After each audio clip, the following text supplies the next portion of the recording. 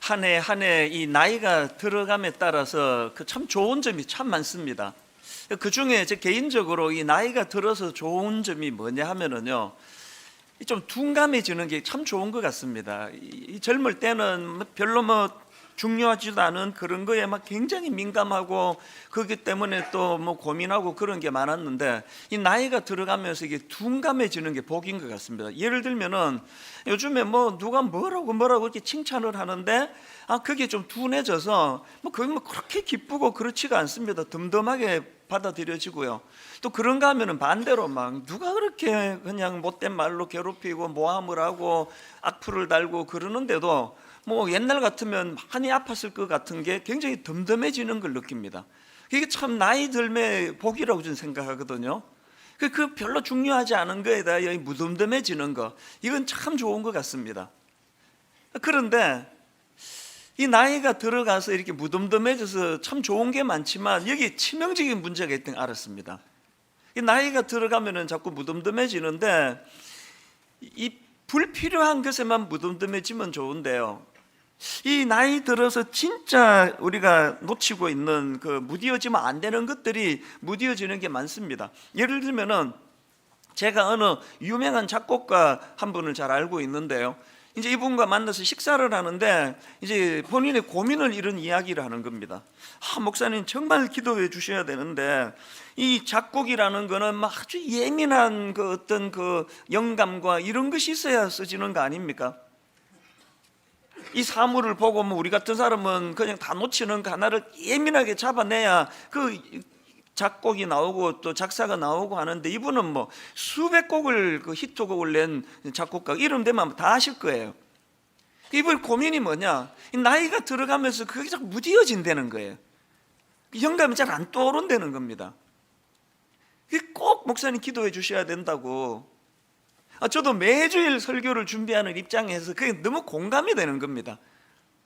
개척하고 40대 그때는 여러 가지 어설픈 것도 많았지만 성경을 읽으면 불꽃이 튀었거든요.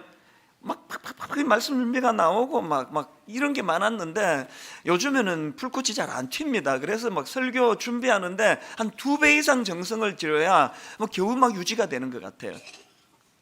이 나이 들어간다는 것이 이 무뎌지는 게 참 좋은 점이 많지만, 이 감정적으로 감각적으로 무뎌지는 거, 이게 참 가슴 아픈 일이구나, 요즘에 제가 좀 느끼고 있는데요.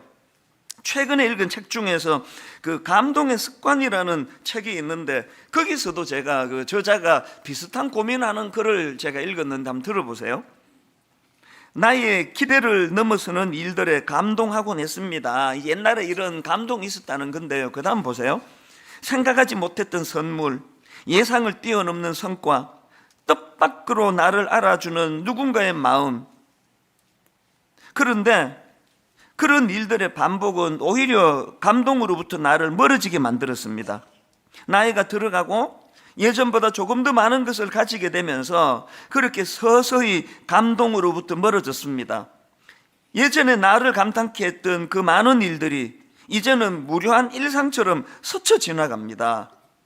이게 딱 제 얘기 아닙니까?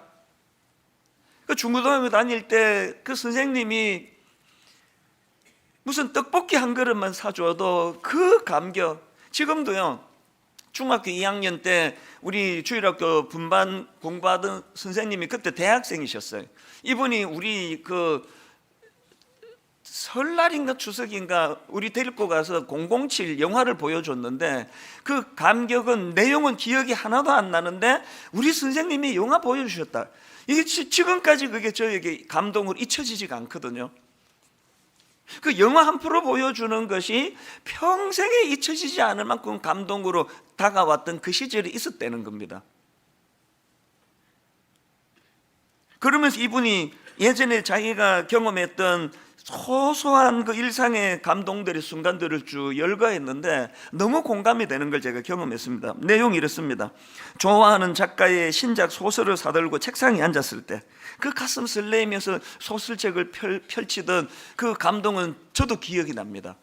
또 그 다음에 기차 시간표를 보며 여행의 계획을 세우던 20살의 여름, 무심히 올려다본 하늘에서 비행기가 낮게 지나가던 순간, 생각지도 않았던 친구에게서 전화가 걸려온 봄날 오후, 비 내리던 날, 할 일 없이 따뜻한 방에 들어앉아 마셨던 커피 한 잔, 정오하던 누군가를 용서했을 때, 눈물로 밤을 지새운 어느 새벽에 느껴지던 바람, 너무 공감이 되는 겁니다. 그 고등학생 시절, 대학생 시절에 그 추운 그 냉방에 연탄 떼는 집이니까 뭐 얼마나 우풍이 심하고 추웠습니까? 그렇게 긴 겨울을 보내고 봄에 뺨을 지나가는 봄바람의 기억, 지금도 잊혀지지가 않거든요. 일상의 소소한 감격, 기쁨, 이걸 지금 다 잃고 사는 거예요. 겨울도 겨울 같지가 않고 뭐 차 몰고 다니고 그러니까 뭐 추위를 느껴야 뭐 그 봄을 기다리긴 하죠. 진짜 중요한 거를 지금 우리가 놓치고 잃고 산다, 그런 생각을 하게 만드는 그런 시간들이 제게 있었습니다. 그 저자가 최근에 책을 한 권 더 냈는데요, 책 제목이 설렘의 습관이에요. 근데 여러분, 그 책을 소개하는 글에 보니까요, 이렇게 돼 있더라고요. 두근대면 무죄, 설레지 않으면 유죄. 저는 이거 원래 구호로 삼기로 했습니다. 두근대면 무죄, 설레지 않으면 유죄. 똑같이 뭐 예배 드리러 지금 뭐 그냥 다닥다닥 이렇게 앉아 있지만요, 여기 어떤 분들은 너무너무 설레는 마음으로 예배를 드리고 있는 분이 누군지 저는 알거든요. 무죄. 아무런 설렘도 기대감도 없고 그냥 앉아 있으면 그거 유죄. 두근대면 무죄, 설레지 않으면 유죄. 이런 생각을 하다가 이제 문득 떠오른 인물이 다윗 왕인데요, 특히 오늘 본문에서 춤을 추며 기뻐하는 그 감성이 살아 막 펄떡펄떡거리는 다윗 왕의 모습을 보면서 너무 부러운 거예요. 오늘 본문의 배경이 이렇습니다. 이제 다윗이 왕으로 등극한 후에 오래 방치해 두었던 언약궤를 이제 다윗성으로 가져오기로 결심합니다. 그리고 우여곡절 끝에 이제 드디어 언약궤가 들어오는데, 그 과정에서 다윗이 보인 모습이 그거 아닙니까? 사무엘하 6장 14절 본문입니다. 다윗이 여호와 앞에서 힘을 다하여 춤을 추는데, 그때 다윗이 배 에봇을 입었더라. 여러분, 여기에요, 힘을 다하여 춤을 추는 데가 이것만으로도 우리말로는 표현이 부족합니다. 이 원문 그대로 직역하면은 온 힘을 다하여예요. 막 쥐어 짜듯이 온 힘을 다하여 그렇게 지금 막 왕의 체면이고 뭐고 막 미친 듯이 춤을 추고 있는 다윗의 모습입니다. 얼마나 그 모습이 부러운지, 여러분 막 너무 기쁠 때 이게 내 의지대로 안 되는 기쁨을 표할 때 또 이런 순간 있지 않습니까? 이대로 그냥 죽었으면 좋겠다, 이대로. 저도 내 생애에 한 서너 번 있었습니다, 그랬던 때가. 이렇게 하다 그냥 죽으면 좋겠다, 더 이상 바라는 게 없다. 여러분, 지난 한 해 동안에 그런 순간이 몇 번 있었습니까?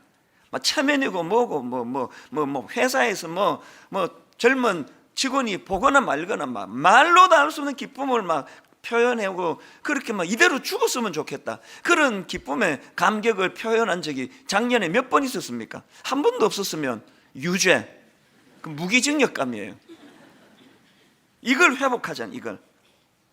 15절에도 보니까 다윗과 온 이스라엘 족속이 즐거이 환호하며 나팔을 불며 여호와의 궤를 메고 오니라. 저는 분당 우리 교회가 온 교회 공동체적으로 기쁨의 겨워 엿새 내내 세상에서 어둡고 우울하고 그 겨우겨우 버텨내며 살다가 주일만 기다리다가 주일에 모여 공동체적으로 기뻐 춤을 추고 감격하고 감사하고, 이런 2020년이 되기를 주님 이름으로 축원합니다.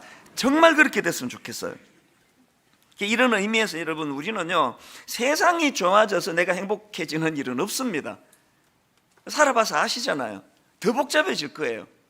세상이 달라져서 내가 행복해질 거라는 기대는 다 버리시고요, 세상이 어떻든 관계없이 나는 주님 안에서 이 기쁨을 회복하리라. 이런 의미에서 이제 2020년 저는 올 한 해에 품어야 될 세 가지 목표를 공동체적으로 좀 나누기를 원하는데요, 여러분, 우리가 품어야 될 목표, 첫 번째 목표가 이 감탄을 회복하자는 겁니다.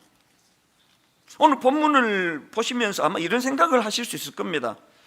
이스라엘 백성들 입장에서 언약교회는 하나님의 임재의 상징인데, 그렇게 오래 방치되었던 그 언약교회가 이제 다윗성으로 들어오는데 당연히 그렇게 춤추고 기뻐해야지, 그거 뭐 당연한 거 아닌가? 이런 생각을 하신다면요, 바로 본문에 등장하는 다윗의 아내 미갈을 보시면 그게 오산이라는 걸 아실 수 있습니다. 그 안에 미갈의 반응을 보세요. 16절, 여호와의 교회가 다윗성으로 들어올 때에 사울의 딸 미갈이 창으로 내다보다가, 이 지금 창으로 내다보다가 지금 뭘 표현하는 겁니까? 그 기쁨의 그 무리에게서 격리가 돼 있다는 거 아닙니까? 창으로 보다가 똑같이 예배를 드리는데요, 옆에 어떤 분은 손수건을 꺼내서 눈물을 흘리며 감격으로 드리는데, 어떤 분은 어이구 참 그 울 일도 없는데 왜 울지 이 사람은? 그게 격리가 돼 있는 거예요. 격리가. 이 창으로 보다가, 그 창으로 예배 드리는 분이 계세요. 그 다음도 보십시오. 사울의 딸 미갈이 창으로 내다보다가 다윗 왕이 여호와 앞에서 뛰놀며 춤추는 것을 보고 심중에 그를 업신여기니라. 그래서 원래 제가 오늘 설교 제목을요, 웃음과 비웃음으로 잡았어요. 원래는 비웃음과 웃음, 글자 한자 차이인데요, 이건 뭐 상상할 수 없는 차이 아닙니까? 여러분은 지난 한 해 동안에 감격에 겨운 어린아이와 같은 그런 웃음이 많았습니까? 미갈과 같은 비웃음이 많았습니까? 제가 이 유심히 본문을 보니까요, 지금 미갈을 소개하는데 다윗의 아내 미갈로 표현하지 않고 사울의 딸 미갈이 이렇게 표현을 해요. 뭐 많은 의미가 있지만 그 중에 사울의 딸 미갈은 그 공주의 신분 아닙니까?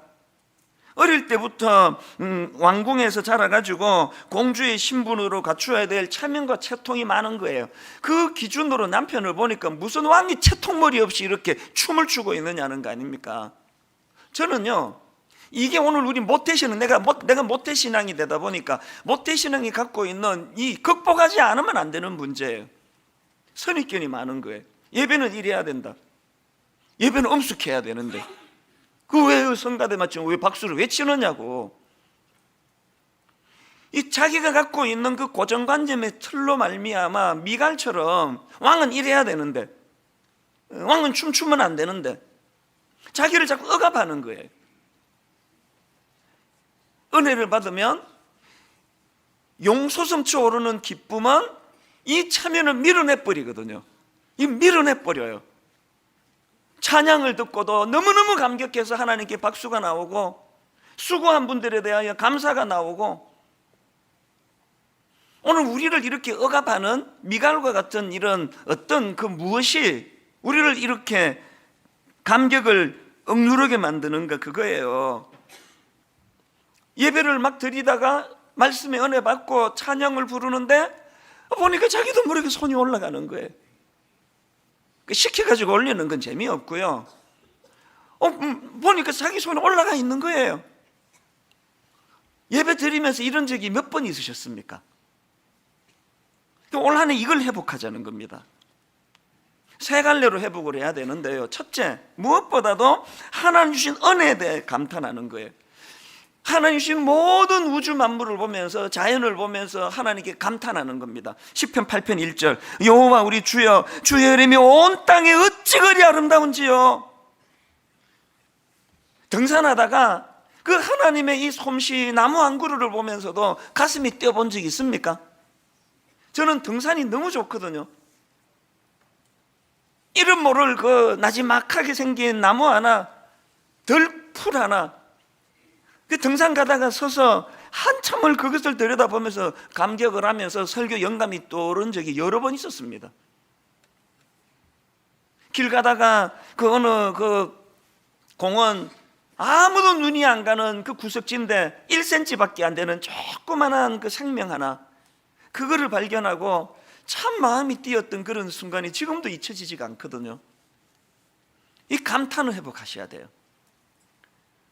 그런가 하면은 자기 자신에 대해서 감탄을 회복하셔야 돼요. 우리나라는 나쁜 나라예요. 어릴 때부터 아이들에게 너 자신에 대한 감탄을 꺾어버리는 게 우리나라 아닙니까? 특히 교실.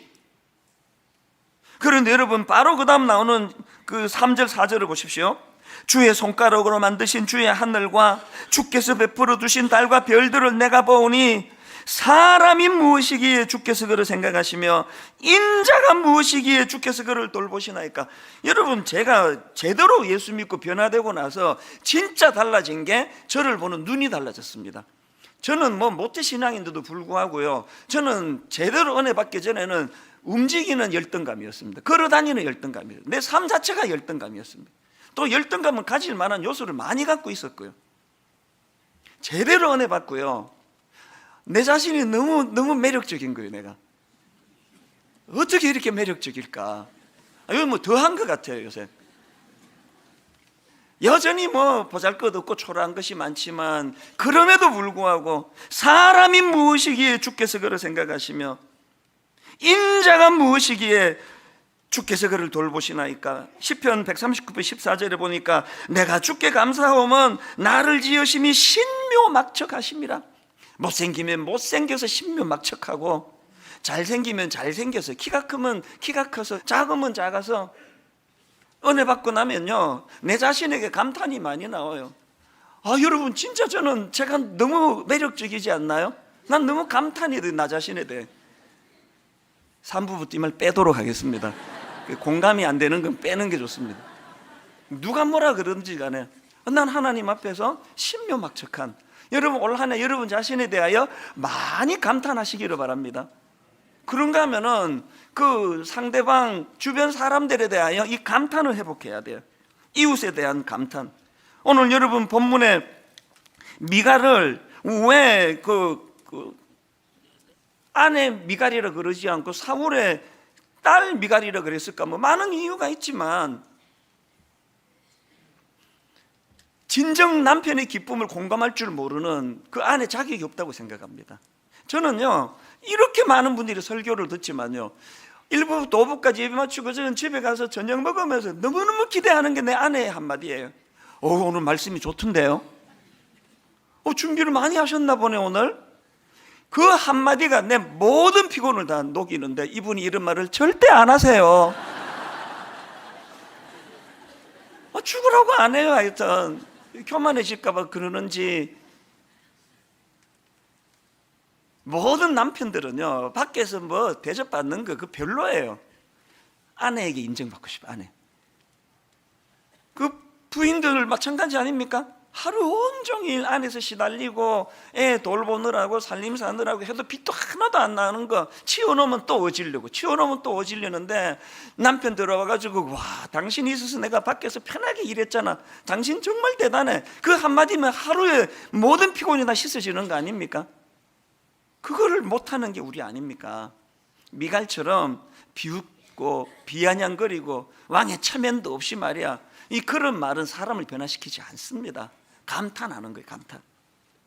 저는 그 추억에 잊혀지지 않는 장소가 하나 있는데요, 몇 년 전에 제가 이제 미국에 갔는데 그 아는 목사님이 자기 동네에 막 너무 명소가 하나 있다고, 막 관광객도 뭐 엄청 오는 데가 있다고 가자 그래가지고 거기를 갔거든요. 그러고 보니까 뭐 좀 뭐 경치도 좋고 좋던데, 뭐 제가 누굽니까? 나 경상도 사람 아닙니까? 뭐 이걸 뭐 그렇게 감동이 된다 그러지? 그래서 뭐 막 미갈처럼 비웃지는 않았는데, 뭐 하여튼 뭐 이걸 보러 왔나 해서 그냥 보고 뭐 빨리 갔으면 좋겠고 그러는데요, 세월이 지나면 지날수록 그날이 잊혀지지가 않는 거예요. 점점 그날이 기억에 남는 거예요. 왜냐하면요, 내가 본 경치가 갑자기 좋아졌어가 아니에요. 그때 함께 와 있던 미국 사람들의 반응이 갈수록 잊혀지지가 않아요. 저는 뭐 그냥 뭐 좀 좋은데요, 막 미국 사람들 막 호들갑 알잖아요. 막 와우 막 그러고, 막 어메이징 그러면 그레이스 막 그러고, 막 원더풀 막 그러면서 막 얼마나 막 그걸 막 좋아하는지, 갈수록 그게 나 잊혀지지가 않아요. 그러면 이게 나한테 문제가 좀 있구나. 요즘에 제가 자주 그 생각을 해요. 나한테 문제가 좀 있구나. 그 똑같은 걸 보는데 무덤덤하게 보는 제가 요즘에 자꾸 그 생각이 나는 거예요. 그러고 보니까 그 미국은 언어가 많이 쓰면은 발달이 되는 거 아닙니까? 영어로 그 감탄사가 뭐 얼마나 많습니까?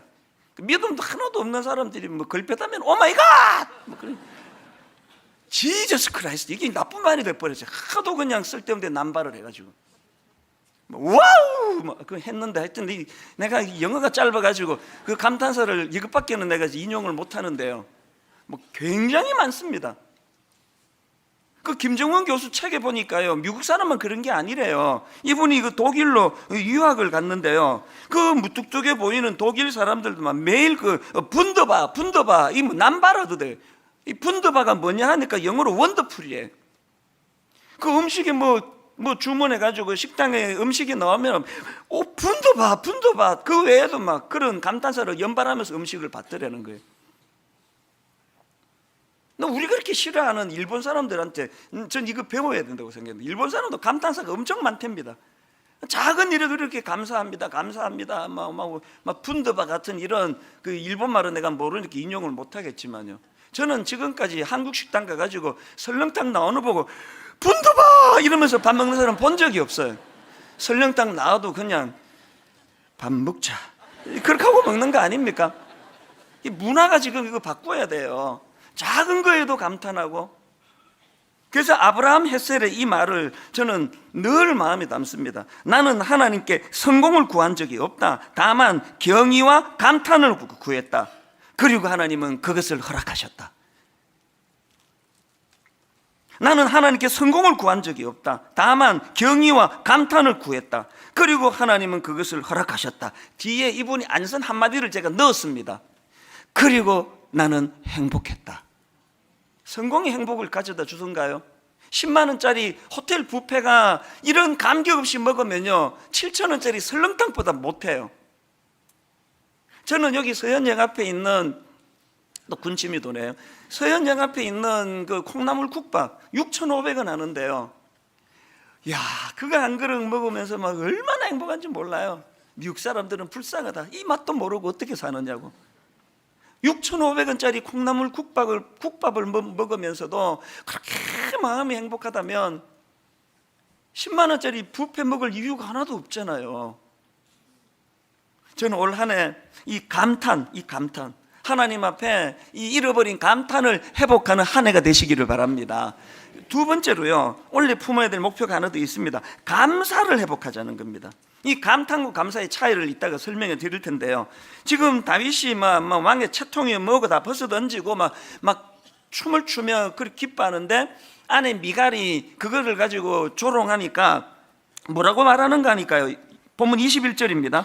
다윗이 미갈에게 이르되 이는 여호와 앞에 산 것이니라. 그가 내 아버지와 그의 온 집을 버리고, 그 다음부터 자세히 보세요. 나를 택하사 나를 여호와의 백성 이스라엘의 주권자로 삼으셨으니 내가 여호와 앞에서 뛰놀리라. 다윗의 감탄에는요 하나님 은혜에 대한 억누를 수 없는 감사가 있어요. 감사. 이 감탄과 감사의 차이가 뭐냐면은, 감탄은요 제가 사전을 찾아보니까 이 감탄은 마음속 깊이 느끼어 탐복함 이렇게 돼 있더라고요. 감탄은 우러나오는 것으로 내 안에서 일어나는 게 감탄이고요, 감사는 그것을 상대방에게 표현하는 게 감사예요. 그 전에 한자로 제가 풀어드렸잖아요. 이 감사할 때 그 감사는 느낄 감, 사례할 사. 느끼는 것으로는 감사가 아니에요. 그것을 사례할 사자가 뭐냐 말씀드렸죠. 말씀은 쏠사, 이게 합쳐져 가지고 사례할 사자예요. 그냥 속으로 기쁜 건 감탄이고요, 그거를 말씀은 쏠사, 올림픽 때 이 활을 쏘듯이, 사격으로 총을 쏘듯이 말을 쏘을 때 이게 감사예요. 우리는 지금 감사를 잘 모르는 거죠. 감사를 여러분이 알고 있는 감사는 감탄이에요. 그냥 속으로 기뻐하는 거. 이걸 말씀은 쏠사. 그래서 제가 작년에 올 한 해 목표를 그냥 말씀은 쏠사, 한자 이것으로만 만들어도 좋겠다 그런 생각했습니다. 올 한 해는 말씀은 쏠사, 말을 자꾸 표현하는 겁니다. 윌리엄 아스워드 이런 말을 했습니다. 감사를 느끼지만 표현하지 않는 것은 선물을 포장해 놓고 주지 않는 거랑 똑같다. 선물 포장해 놓으면 무슨 소용입니까? 지난 연말에요, 우리 교회 그 젊은 부목사가 저한테 이제 온라인으로 그 아이스크림을 교환하는 선물을 보내왔어요. 저희 교회는 담임 목사가 부교역자한테 선물하는 거 금지되어 있거든요. 그 제가 그 받자마자 이런 답을 보냈습니다. 고마운데 다음부터 이러지 마라. 나중에 담임 목사 되고 여유 생기면 그때 마음껏 선물해라. 다음부터 하지 마라. 이 젊은 목사는 뭐 어지간한 말에는 지금까지 다 알겠습니다, 순종하겠습니다 그러는데 바로 반발의 글이 왔어요. 이렇게 왔습니다. 아닙니다 목사님, 느낌표. 단호하게 아닙니다 목사님. 감은 쏘아야 한다고 목사님께 배웠습니다. 부교역자들에게 부담 주고 싶지 않아 선물 절대 못하게 하시는 목사님의 정신과 의도는 잘 압니다. 하지만 표현하지 않다 보면 정말 감사를 잃기도 하는 것 같아서 1년에 한두 차례 목사님께 감사 표현하는 것은 전혀 부담스럽지 않습니다. 단호하게 이제 또 너무 세게 말했나 싶었던지 맨 끝에 말 관로하고 방긋 이렇게 마쳤어요. 제가 이 교역자의 글을 읽어보고 맞다, 내 생각을 바꿨어요. 법 바꾸기로 했습니다. 이제 우리 교회 모든 부교역자들은 매년 담임 목사한테 선물을 하시기 바랍니다. 단 10,000원 이하로. 10,000원 이상은 접수를 안 받습니다. 제가 우리 교회 출신 목사님이 잘못 가르쳤다는 걸 알게 된 거예요. 여러분, 그 아이스크림 그 인터넷으로 구입할 수 있는 아이스크림 쿠폰 교환권 하나가 이게 뭐 몇십만 원 해서 의미가 아니고요. 말씀은 소울사거든요.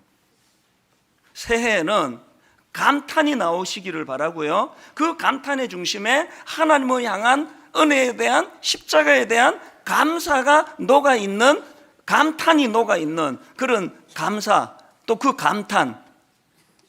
저는 오늘 집에 돌아가셔서 분당 우리 교회 홈페이지가 여러분이 올려주시는 감탄의 글로 거의 마비가 됐으면 좋겠습니다.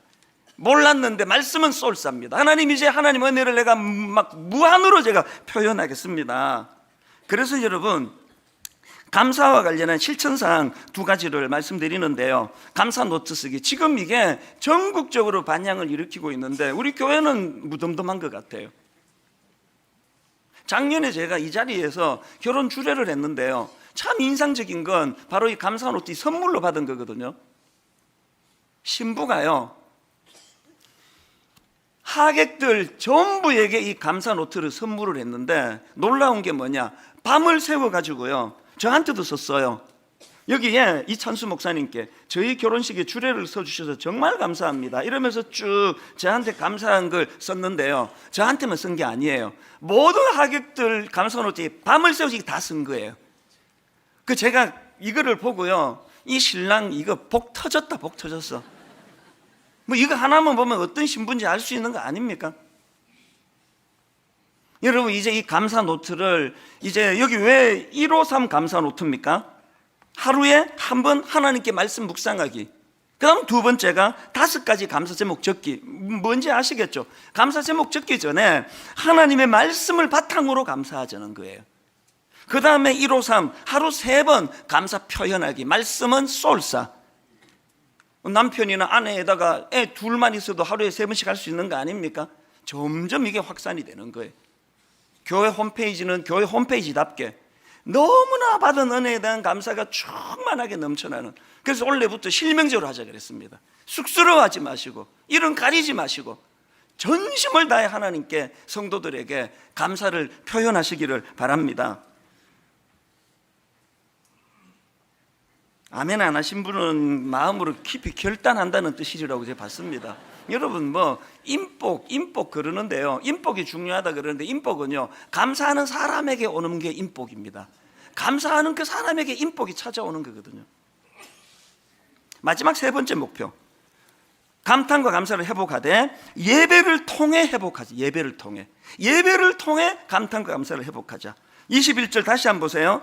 다윗이 미갈에게 이르되 이는 여호와 앞에서 한 것이니라. 그가 내 아버지와 그의 온 집을 버리시고 나를 택하사 나를 여호와의 백성 이스라엘의 주권자로 삼으셨으니 내가 여호와 앞에서 뛰놀리라. 미갈의 말에 반박하는 다윗의 말 시작이 여호와 앞에서고요, 그 말 마무리가 여호와 앞에서예요. 모든 감탄과 감사는 여호와 앞에서예요. 주신 은혜에 대한 감사, 그 감격, 십자가 사랑. 그래서 A.W. 토즈 목사님, 예배 없이 감탄할 수 있지만 감탄 없이 예배할 수 없다. 보니까요, 모든 인간의 약점인데 이 예배도 권태기가 있습니다. 처음에 그렇게 눈물로 예배를 드렸는데 한 2, 3년 드리고 나면 권태기가 와요. 무덤덤해요. 서라 그러면 서고 앉아라 그러면 앉고. 이번에 왜 우리가 성경 봉독할 때 다 일어서기로 한지 아십니까? 권태기를 좀 극복하자는 거예요.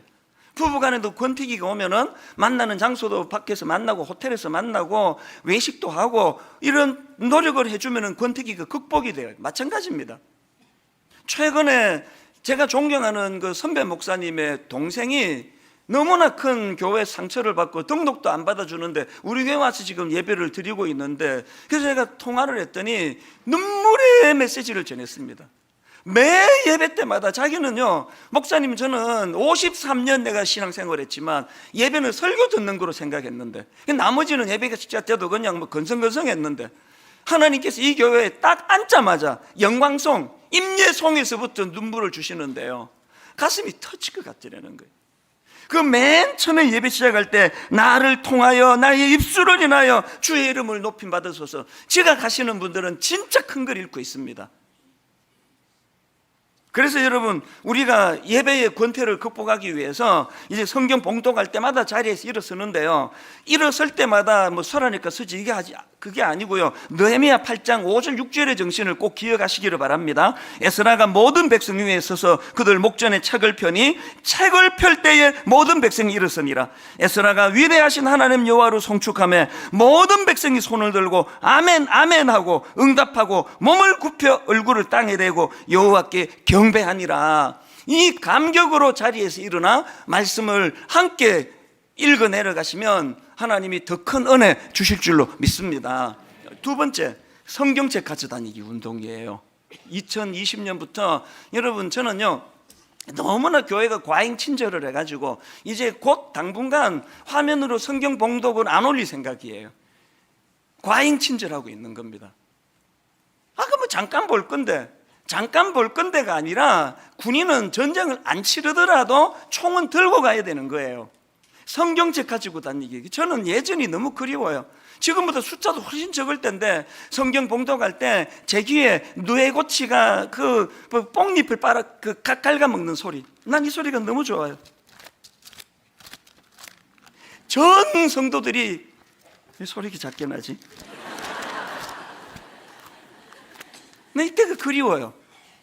그래서 이제 곧 화면으로 안 띄워줄 거예요. 그리고 띄워줬다 안 띄워줬다 할 거예요. 성경 봉독도 또 성경 봉독할 때 서는 것도요, 이게 또 뭐 한 1년만 지나면 이게 또 습관이 돼요. 그래서 썼다 안 썼다 할 거예요. 모든 초점은 그냥 그 강아지 종땡 치면 저절로 침이 흐르는 것 같은 예배는 곤란합니다. 하나하나에 내가 의미를 담고 거기에 의식을 담고. 결론으로 저는 이 말씀을 드리고 싶은데요, 최근에 제가 그 TV를 보다가 보니까 그 뉴키즈 온 더 블락이라는, 이게 이제 유재석 씨가 이제 진행을 하는 건데요, 막 길 가다가 아무나 만나면 이제 인터뷰하고 퀴즈 내가지고 맞추면 그 자리에서 막 현금 100만 원을 주는 그런 프로그램이라서 분당 오는 날마다 기다리고 있습니다. 그래서 그분 스승이다가 한번 나도 출연해야지 그러고 있는데요, 어느 프로에서 내가 눈물 흘린 프로가 있습니다.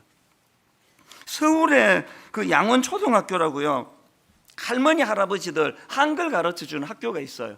거기에 뭐 평균 연령이 뭐 80대 70대 80대, 거기에 어떤 부부 할아버지 할머니 인터뷰하는데 내가 눈물을 흘렸어요. 할아버지는요 너무 집안이 어려워가지고 초등학교 1학년 들어갔다가 학교를 그만두고 그게 학력 전부예요.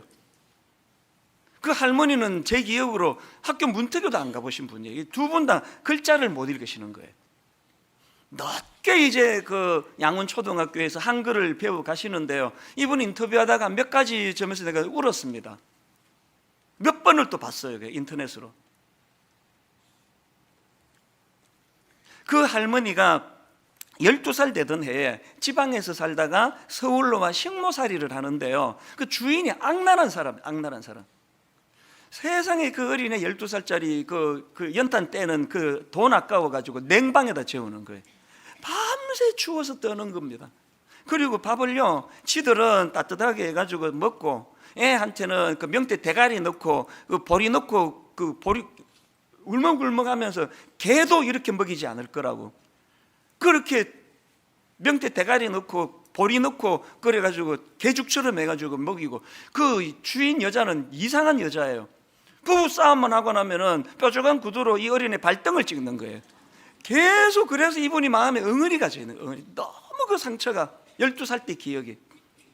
그 유재석 씨도 막 화가 나가지고요, 이게 지금 그 사람 보고 있을지 모르니까 화면을 똑바로 보면서 그 사람한테 한마디 하시라고 그랬더니 이분이, 그 할머니가 주저주저 하면서 화면을 보면서 이런 이야기를 하는 겁니다. 아줌마, 어느 곳에 계실지 모르지만 지금 제 얼굴을 보면 아줌마는 저를 알지 몰라요. 그러나 그때 아주머니가 내게 행했던 것은 아실 것입니다. 그리고 한참을 머뭇거리다가 하고 싶은 말을 그 다음에 이렇게 하는 겁니다. 아줌마, 편안한 마음으로 잘하고 사십시오. 우리도 잘하고 살겠습니다. 안녕히 계세요. 여기 내 눈물이 터진 거예요. 평생의 한을 준 그 사람인데 끝끝내 그 사람을 용서하고 축복하는 말로 마무리를 하는 거, 거기서 내가 눈물이 터졌고요. 그리고 비록 지금까지 글자도 못 읽는, 학교 근처도 안 가본 분이지만 박사님보다 나아요. 지혜를 알아요. 행복이 뭔지 알아요. 부부간에 얼마나 표현을 많이 하는지 손을 꼭 붙잡고, 마지막에 이제 그 블록 같은 걸로, 이제 그때가 한글날이에요. 기역, 니은, 이거 모음 자음을 가지고 너무나 아름다운 그 사랑하는 그 글자를 써보라 그랬더니 남편은요, 박묘순 아내 이름을 썼어요. 그 할머니는 거기다가 길게 한참 걸렸어요. 글자를 배워가니까 길게 이렇게 썼습니다. 사랑하는 우리 신랑, 너무너무 사랑해요. 행복하게 삽시다. 말끝마다 우리 신랑, 우리 신랑, 우리 신랑 만나서 내가 이렇게 됐다고. 석사, 박사 학위 있으면 뭐합니까? 행복의 비결도 모르고 사는데. 여러분, 이 세 가지 올 한 해는 감탄, 들꽃 하나를 보고도 감탄이 나올 수만 있다면 그런가 하면 그것을 이루는 은혜에 대한 감사, 예배를 통해 이 감탄과 감사 회복하기. 그래서 저는 오늘 아까 제 선배 목사님의 그 후배 동생 그 이야기를 들으면서, 목사님 예배는 설교만 듣는 줄 알았는데 분당 우리 교회 와가지고 맨 첫 임예송 거기서부터 눈물이 터진다고 했을 때, 오늘 지각하시는 분들 전부 다 하나님 앞에 마음을 돌이키시고 첫 임예송부터 하나님의 영광. 여러분, 오늘 새해 첫날 첫 예배 우리 모두 다 자리에서 일어나셔서 너무 익숙해서 그냥 맴돌던 찬양이 아니라 가사 하나하나에 내 영혼이 담겨있고 주님을 향한 감탄을 가지고 이 찬양을 올려드리기 원합니다. 그런 마음의 소원을 가지고 우리 이 찬양 같이 부르고 이제 기도하고 예배를 마무리하려고 합니다. 우리 같이 감격함으로 찬양합니다.